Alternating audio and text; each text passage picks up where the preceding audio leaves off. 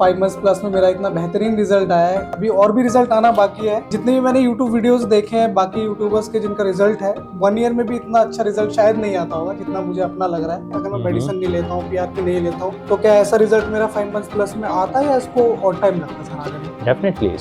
Hi guys, I am doctor Santpal Sangwan और आज हमारे एक पेशेंट अर्पण हमसे वापस मिलने आए हैं। लगभग 5.5 मंथ्स इनके लगभग हो गए हैं। तो सर्जरी के बाद अभी आप अपने रिजल्ट को कैसे देख रहे हैं अर्पण? सर मैं तो बहुत ज़्यादा खुश हूँ, बहुत ज़्यादा सेटिस्फाई हूँ अपने रिजल्ट को लेके कि 5 मंथ्स प्लस में मेरा इतना बेहतरीन रिजल्ट आया है। एंड मुझे लगता है कि अभी और भी रिजल्ट आना बाकी है। बिल्कुल, आई होप। एंड जितने भी मैंने यूट्यूब वीडियोस देखे हैं बाकी यूट्यूबर्स के जिनका रिजल्ट है 1 ईयर में भी इतना अच्छा रिजल्ट शायद नहीं आता होगा जितना मुझे अपना लग रहा है। सो मैं तो बहुत ज़्यादा खुश हूँ अपने रिजल्ट से। तो अभी 5.5 महीने के हिसाब से रिजल्ट लगभग वही है, लेकिन डेफिनेटली अभी इससे और अच्छा भी इसको होना है। और आपने बीच के भी अर्पण ने शायद वीडियोस भी बनाए हैं, 3 महीने का भी आपने देखा होगा कि अच्छी ग्रोथ है और ये काफी इसमें मेहनत भी कर रहे हैं, रेगुलरली अपनी मेडिकेशन ले रहे हैं, रेगुलरली आपकी पीआरपी चल रही है। तो आपको ये सब हेयर ट्रांसप्लांट के रिजल्ट आने के बाद अपनी लाइफ में या अपने कॉन्फिडेंस में कैसे चेंजेस महसूस? कॉन्फिडेंस काफी अच्छा बूस्ट हुआ है मेरा, बिकॉज अभी मैं क्राउडेड प्लेस में या किसी पार्टी में किसी फंक्शन में जाता हूँ तो एक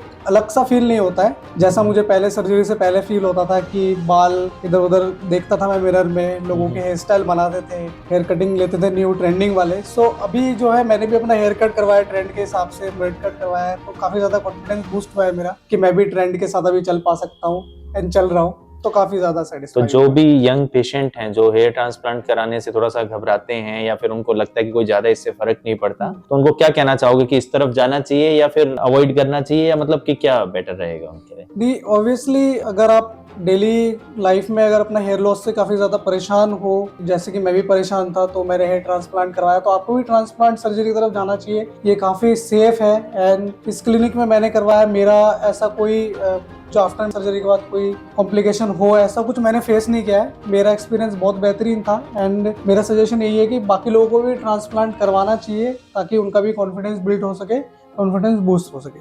तो अभी देखो काफी यंगर एज है अर्पण, आपकी एज है अभी 28। तो आप समझ सकते हैं कि देखो इतनी यंगर एज में बाल जब चले जाते हैं तो हमें वो बचाने भी जरूरी हैं। और एक स्टेज पे आके जैसे कि अर्पण ने कोशिश की थी इसको रोकने की, जब वो रुक नहीं पाए या कुछ हिस्सा वापस नहीं आ सकता, जब हमें ट्रांसप्लांट की तरफ हम जा सकते हैं। तो ये सब चीजें हमें ध्यान रखनी, किसको ट्रांसप्लांट कराना है किसको नहीं कराना। और उसके बेनिफिट, बहुत सारे लोगों के मन में बहुत सी गलत फहमियां हैं कि इसके रिजल्ट नहीं आते, 2 महीने बाद चले जाते हैं। तो अर्पण अपने वीडियोस आप डालते रहना और मैं चाहूंगा कि थोड़ा लंबे समय तक डालते रहना ताकि लोग ये भी देख पाएं कि वो सच में ही जा रहे हैं कि ये टेम्परेरी ही कुछ टाइम के लिए हैं। बहुत सारे लोगों को ये भी कंफ्यूजन रहता है कि मेडिसिन से ही तो नहीं आ गए। तो देखिए, मेडिसिन पहले भी हमने अर्पण की, हमने कोशिश की थी चलाने की, लेकिन उससे वो रिजल्ट नहीं आया, इसलिए हम ट्रांसप्लांट की तरफ गए। तो आपके भी कोई क्वेश्चन है, कोई कंफ्यूजन है, या आपके जो व्यूअर्स हैं उनके कोई कंफ्यूजन है? सर व्यूअर्स के क्वेश्चन ये रहते हैं कि अगर हम पीआरपी लेंगे, जैसे बाल थिनिंग होना स्टार्ट हो गया है, तो क्या सिर्फ पीआरपी लेने से ही हमारे जो बाल है वो अच्छे हो जाएंगे? बट उनका अभी कंडीशन ऐसा है कि वो चाहते हैं कि पहले हम लोग पीआरपी या मेडिसिन लेके ट्राई करें कि ट्रांसप्लांट हमें करवाना चाहिए कि नहीं करवाना चाहिए। वो सिर्फ चाहते हैं कि अभी हम सिर्फ पीआरपी ले, तो क्या पीआरपी से वो चीजें सॉल्व हो सकती है? देखिए, ये चीज मैं फिर से एक बार बताना चाहूंगा कि कोई भी चीज ना, हमारे जो भी एफर्ट्स हैं, जो भी चीजें हैं, डिपेंड करती है आप किस स्टेज पे है, किस पे कौन सी मेडिकेशन या कौन सी चीजें इफेक्टिव हैं, किसमें क्या करना चाहिए। मान लो आप इनिशियल स्टेज में हैं, ग्रेड 1 या 2, या जस्ट सिर्फ हेयर फॉल स्टार्ट हुआ आपका, हेयर फॉल रोकने के लिए पीआरपी या थोड़ी बहुत मल्टीविटामिन भी काफी है। लेकिन उससे स्टेज आगे बढ़ने लगती है या फिर उससे हेयर फॉल नहीं रुक रहा है, फिर हम अगली स्टेज में हम मिनोक्सिडिल या ऐड कर सकते हैं कुछ साथ में, या कई बार और भी कई पेप्टाइड्स हैं जो हम ऐड कर सकते हैं। फिर भी वो नहीं रुक रहा है और बढ़ रहा है तो हमें फिनेस्टाइड या मिनोक्सिडिल का कॉम्बिनेशन, और वो भी पीआरपी के साथ ऐड करना पड़ेगा। तो डेफिनेटली इनिशियल फेजेस में हम पीआरपी से कोशिश कर सकते हैं रोकने की, लेकिन पीआरपी से रोकना आसान है, न्यू हेयर उतने ग्रो करवाना अकेला पीआरपी से पॉसिबल नहीं है। तो हमें इस ट्रीटमेंट को एक समझना, एक स्टेप वाइज कि इनिशियल क्या करना है। तो जो आपके फ्रेंड्स हैं और इनिशियल पीआरपी से ट्राई करना चाहते हैं, इसमें कोई गलत नहीं है, वो सही डिसीजन ले रहे हैं तो वो कोशिश करें, देखें, वेट करें 6 महीने, स्टिल नहीं रुकते हैं तो फिर अगली स्टेज पे जाएंगे। और इसके लिए खुद डिसीजन लेने की जगह आप अपने आसपास डर्मेटोलॉजिस्ट या हेयर ट्रांसप्लांट सर्जन जो आपके डॉक्टर हैं उन्हें दिखाइए और वो बेटर डिसीजन लेके आपकी हेल्प कर सकते हैं। ओके, सो अभी एक ट्रेंड में और भी चीज चला है सर, जैसे कि हेयर स्पा नाम करके चीज हुआ है। जो भी यंग लोग हैं उन लोगों में काफी ज्यादा फेमस हो रहा है ये चीज कि हेयर स्पा लेने से हेयर फॉल रुक जाता है, पीआरपी या मेडिसिन बाकी चीजों में खर्चा करने की जरूरत नहीं है, तो उस चीज के बारे में आप क्या बताना चाहेंगे सर? देखिए, हेयर स्पा ट्रीटमेंट एक बालों का, जैसे आप कंडीशनर यूज करते हैं ना, उस तरह की एक चीज है। ठीक है, बालों को थोड़ा सा सॉफ्ट कर देती है, लाइट कर देती है, लेकिन हेयर लॉस की ट्रीटमेंट के रूप में आप इसको नहीं देख सकते, क्योंकि ये तो सुपरफिशियली अप्लाई करते हैं, वो भी शायद एक दिन के लिए, और इसकी भी कॉस्ट मुझे लगता है कि कुछ तो रहती ही है, 2, 3, 5, 6,000 के आसपास है। तो इतने में तो बहुत आसानी से आप पीआरपी भी करवा ही सकते हैं। पीआरपी स्कैल्प में जाके एक्ट करती है और वो बालों को एज ए रूट ट्रीट करती है। ये सुपरफिशियल, जैसे आपके बाल बड़े रफ हैं, शाइनी नहीं हैं, तो उसके लिए है। ये एक टेम्परेरी ऑप्शन है कि बालों को आपको अच्छा और शाइनी दिखाने के लिए, उनको मॉइस्चराइज करने के लिए। और आपको ये भी देखना चाहिए कि ये थोड़े से एक्सपीरियंस बंदे से लें, और ऐसा ना करो कि कई बार आप अच्छा कुछ करने जाएं और उल्टा हेयर फॉल बढ़ जाए। तो ये कहीं ना कहीं एक्सटर्नली मतलब आपको हेल्प कर सकता है, लाइक डैंड्रफ अगर आपका बहुत ज्यादा हो रहा है हेयर स्पा लेने से, तो उनको रिमूव कर सकता है, क्लीन कर सकता है, बट इंटरनली ऐसा कोई हेल्प नहीं करेगा जिससे आपका हेयर फॉल रुक जाए या हेयर ग्रोथ हो आपका। तो उसके लिए आप पीआरपी या मेडिसिन की तरफ जा सकते हो। तो सर अभी जैसे कि मेरे को 5 मंथ्स एंड प्लस हो चुका है हेयर ट्रांसप्लांट के बाद, अभी रिजल्ट मेरा ऐसा है, एंड मेडिसिन भी जो मैं ले रहा था वो खत्म हो चुके हैं। सो मुझे सेम मेडिसिन अभी यही कंटिन्यू करना है जैसे मैं ले रहा था रेगुलरली, या इसमें भी कुछ चेंजेस आएंगे? देखिए, अभी 6 महीने के बाद यदि आपका रिजल्ट जैसे अब अच्छा आ ही रहा है, तो हम धीरे धीरे इसको कम करना स्टार्ट कर देते हैं। जैसे अभी मल्टीविटामिन जो भी आपकी चल रही है, अगले 2-3 महीनों में हम इसको बंद कर देंगे।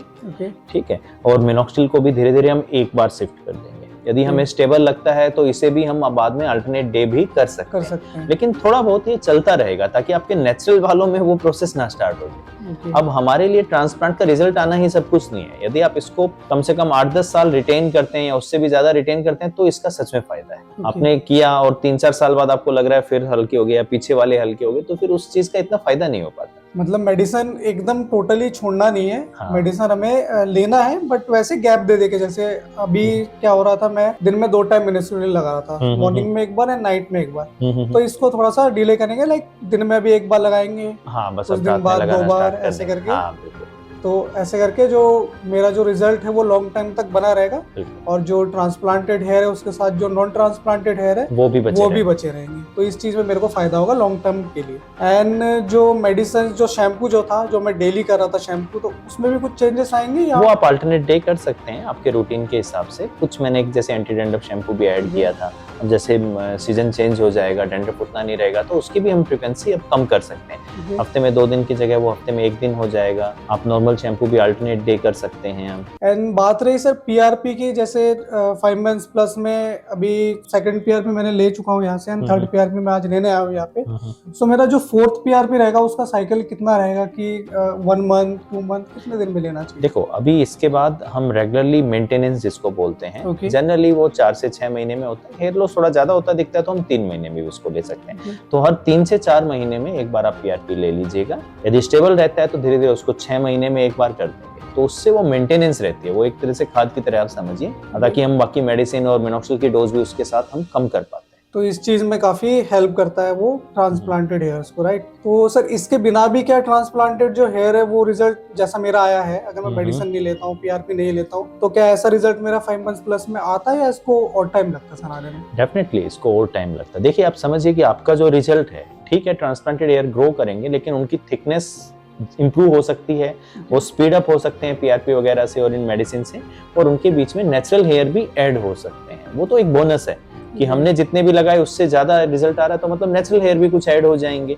तो वो एक बेनिफिट मिल जाता है। तो जो ट्रांसप्लांटेड हेयर है वो तो कहीं ना कहीं ग्रो हो ही जाएंगे, जिनका जो मतलब हो सकता है रिजल्ट जैसा मेरा भी आया है वो आने में काफी और टाइम लगता। बिल्कुल। एंड जो नॉन ट्रांसप्लांटेड हेयर है उनको वो ब्लेंड करने में भी काफी कहीं ना कहीं हेल्प करता है, जल्दी ट्रांसप्लांटेड हेयर के साथ मिक्स हो जाता है, जिससे कि एक नेचुरल लुक आता है, जैसे कि अभी मेरा आ रखा है। तो काफी सारे दोस्त भी ऐसे मेरे जिन्होंने मुझे ट्रांसप्लांट से पहले देखा था, वो देखते हैं तो बोलते हैं कि भाई पता ही नहीं लगता कि तुमने हेयर ट्रांसप्लांट करवाया था कुछ दिन पहले। तो काफी ज्यादा बीच में गैप हो गया था, कई लोगों को कंफ्यूजन ये था कि भाई ट्रांसप्लांट कहीं मेरा फेल तो नहीं हो गया है, बिकॉज शेडिंग फेस के बारे में काफी लोगों को नहीं पता रहता है।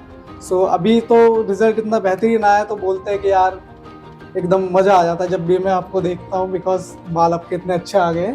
एंड कई लोग सोच भी रहे हैं कि हाँ ट्रांसप्लांट की तरफ जाना चाहिए रिजल्ट देखने के बाद। तो डेफिनेटली अगर आप करवाना चाहते हो हेयर ट्रांसप्लांट अपना, तो मैं आपको रिकमेंड करूंगा कि hair free and hair grow clinic से ही करवाना, बिकॉज यहाँ पे डॉक्टर का सुपरविजन रहता है। ऐसा नहीं है कि डॉक्टर सामने बैठे इसलिए मैं ऐसा बोल रहा हूँ। ये मेरा पर्सनल एक्सपीरियंस है जो कि मैं अपना शेयर कर रहा हूँ आप सबके साथ।